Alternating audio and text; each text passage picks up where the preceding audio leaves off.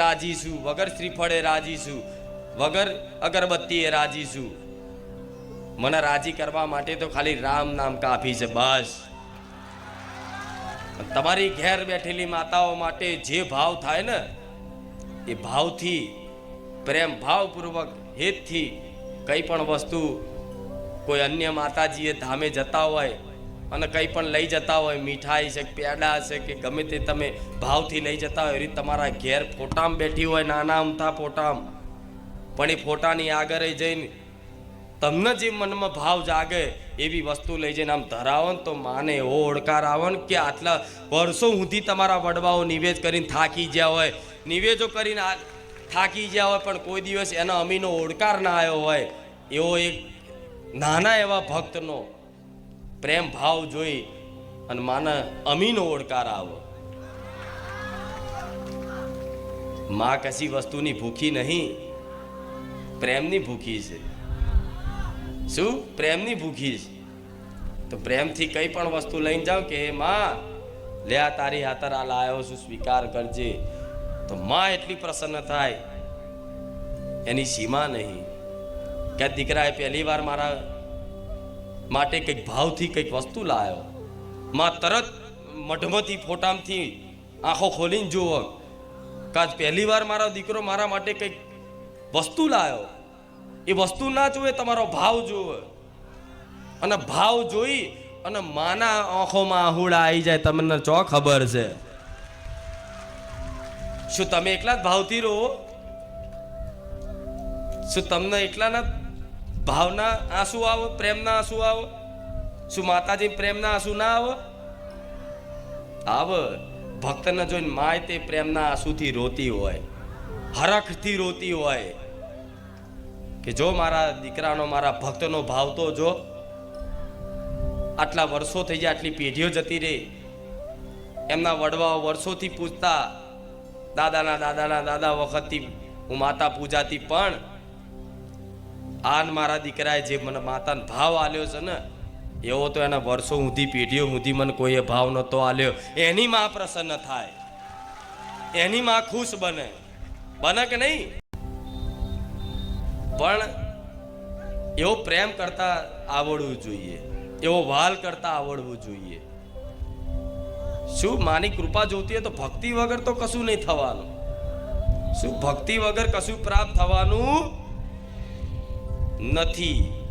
એટલે આ વાતનો વિશ્વાસ કરી અને મનમાં એક સંકલ્પ એવો લઈ લેજો, એક નિશ્ચય કરી લેજો કે માં બધું જીવન છે, સુખ આવશે, દુઃખ આવશે, બધું બરોબર છે. સુખ આવશે તોય તું માં સંભાળ લેજે, દુઃખ આવે તોય તું સંભાળ લેજે, પણ માં અમને તારા ધામ આવ્યા પછી એવી સાચી સમજ આવી કે ભક્તિ વગર ઉદ્ધાર. તો માં અમને ભક્તિ પ્રદાન કર. શું? અમને ભક્તિ પ્રદાન કર. તો મારા જેવી માતા તરત પ્રસન્ન થાય કે તે અસલી વસ્તુ માગી. શું માગી? અસલી વસ્તુ. અસલી વસ્તુ તે માગી. એની મન માતા પ્રસન્નતા થાય અને એમને ખાલી મારી દ્રષ્ટિ નાખું ને તોથી જ એને ભક્તિ પ્રદાન થઈ જાય, પ્રેમ પ્રદાન થઈ જાય.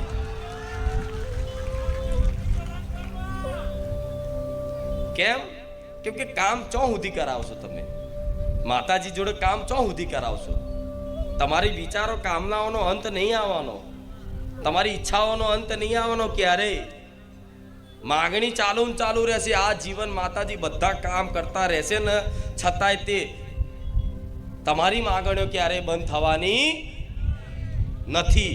કેમ કે મનુષ્યની એક સ્વભાવ છે કે આટલું મળે તો એને અંદર એવું થાય હજુ આટલું, હજુ આટલું, હજુ આટલું, હજુ આટલું, હજુ આટલું. એટલું બધું એને જોતું હોય કે બસ બધું સુખ મળી જાય મને. એટલે એને જો કામનાઓ વધતી જ જાય.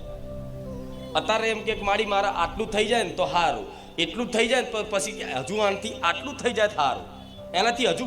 હેલો મિત્રો, સ્વાગત છે તમારું આજના આપણા નવા વિડીયોમાં. મિત્રો આજના વિડીયોમાં આપણે વાત કરશું બારેજા ધામને લગતા દરેક પ્રકારના ખુંખાર મેલી માના સાનિધ્યમાં આવતા મિત્રો વિડીયોમાં જે કોઈ પણ લોકો શ્રદ્ધાળુઓ માનતા કરતા એના વિશે. તો મિત્રો માળીના સાનિધ્યમાં લોકોના કામ કઈ રીતે થઈ જાય છે? મિત્રો ઘણા શ્રદ્ધાળુઓ એવું કહે છે કે ભાઈ અમારું કામ કેમ નથી થતું, ઘણા શ્રદ્ધાળુઓ એવું કહે છે કે ભાઈ અમારું કામ કેમ થતું નથી. તો તો મિત્રો એના માટે શું કહેવામાં આવે મિત્રો ખાસ માહિતી કે ભાઈ બારેજા ધામમાં તમારું કામ ન થવા પાછળ શું કારણ છે મિત્રો, તો એના વિશે આપણે ખાસ માહિતી આપશું મિત્રો. તો બારેજા ધામમાં જો શ્રદ્ધાળુનું કામ થઈ જતા મિત્રો, તો એના માટે ખાસ વાત કે ભાઈ તમારું કામ કેમ નથી થતું, તો એની પાછળ શું કારણ છે મિત્રો તમારું કામ ન થવા પાછળ. તો આ છે ખાસ આજની માહિતી મિત્રો. જો તમને આજનો વિડીયો પસંદ આવે તો વિડીયોને લાઈક કરજો, ચેનલને સબસ્ક્રાઈબ કરી દેજો ખૂંખાર મેળવીમાં લગતા દરેક પ્રકારના વિડીયો માટે.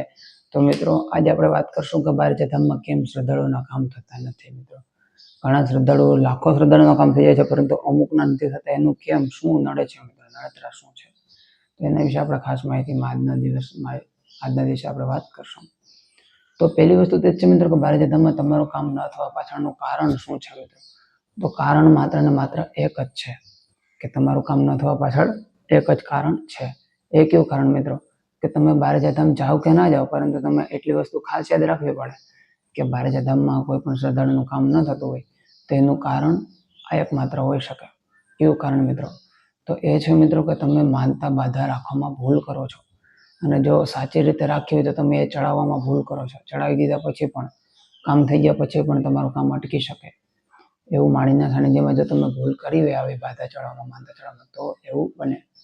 પછી મિત્રો બીજી વસ્તુ એ કે માળીના સાનિધ્યમાં શું વસ્તુ ચડાવવી. જો તમે નાળિયેર ચંદ્ર અગરબત્તી માની હોય તો એ વસ્તુ જ ચડાવી, પરંતુ હું તો એવું કહું છું કે ભાઈ નાળિયેર ચંદ્ર અગરબત્તી કરતા પણ લાખો શ્રદ્ધાળુઓ એ જ વસ્તુ માને છે, પરંતુ એના કરતાં પણ એક ખાસ મહત્વની વાત એ મિત્રો તમે એવી માનતા રાખો, નાળિયેર ચંદ્ર અગરબત્તીની નહીં, પરંતુ તમે એવી માનતા રાખો કે મારી જો મારું આ કામ થઈ જાય તો